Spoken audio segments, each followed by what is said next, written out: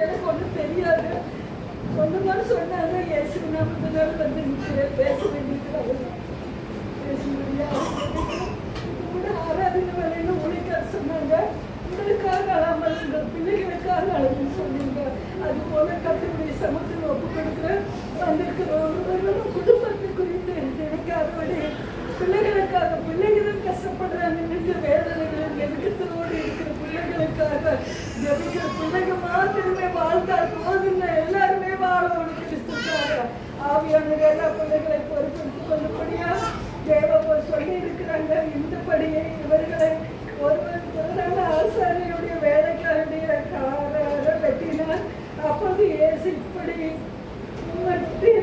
நிறுத்தி இருக்கிறார் என்று சொல்லி அவனை கரத்தை நீட்டி அவனை தொட்டு பின்பு இயேசு தமக்கு விரோதமாக வந்து பிரதான ஆசாரியுடைய தேவ தத்துவத்தையும் மூப்பர்களையும் நோக்கி, ஒருவன் கள்ளத்தில் புறப்பட்டு வருவது போல நீங்கள் புறப்படுத்தீர்கள்.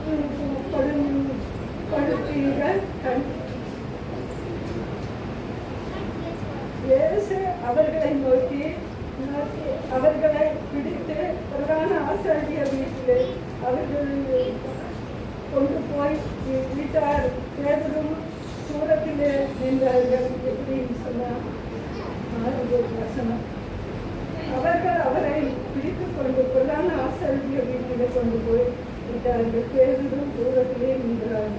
இயேசு நம்முடைய பாவங்களுக்காக மரித்து, அக்கிரமங்களுக்காக மரித்து, துணிகமான காரியங்களுக்காக மரித்த தேவன் இன்றைக்கு நம்மளோடு கூட இருக்கிறார். நம்மளுக்குள் இருந்து அவர் வெளியே கிரியை செய்கிறார். அப்படிப்பட்ட தேவனை ஒருபோது யாரும் அடிக்காதபடிக்கு, பரிசுத்த ஆவியானவரை துக்கப்படுத்தாதபடிக்கு இருந்த ஆண்டவர் அற்புதத்தை செய்வார் சொன்னாங்க. உங்களுக்காக உங்கள் பிள்ளைகளுக்காக சொன்னாங்க. கர்த்தருடைய ஆவியானவர் நடத்தும்படியாக மாறி போச்சு.